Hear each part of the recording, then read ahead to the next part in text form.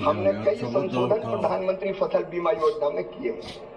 जब उधर की सरकार थी मान्यवर, तब स्थानीय आपदा का कोई प्रावधान ही नहीं था। हमने बढ़ा के, पहले तहसील को केवल इकाई माना जाता था, हमने गांव को इकाई बना दिया और फिर स्थानीय आपदा को शामिल करके अगर एक किसान का जो नुकसान होता है तो उसको भी फसल बीमा योजना का लाभ दिया जाएगा, ये प्रावधान किया हमने। हम ये भी विचार किया माननीय अध्यक्ष महोदय कि जंगली जानवरों के कारण भी फसलों को व्यापक पैमाने पर नुकसान होता है और उस नुकसान के लिए किसान जिम्मेदार नहीं होता, और इसलिए हम दो तरह के प्रावधान, एक जंगली जानवरों से अगर नुकसान होगा तो उसको भी प्रधानमंत्री फसल बीमा योजना में सम्मिलित किया जाएगा।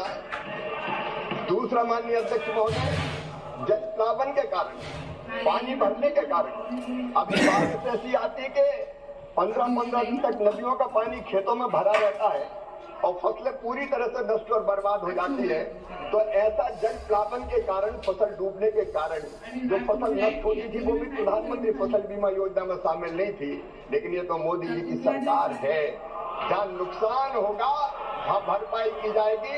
इसे जल प्लावन के कारण भी फसलों को नुकसान होगा तो वो भी प्रधानमंत्री फसल बीमा योजना में बिट्टू जी शामिल किया जाएगा। जैसे पंजाब में नुकसान हुआ, हम उसको भी शामिल करने का काम करेंगे।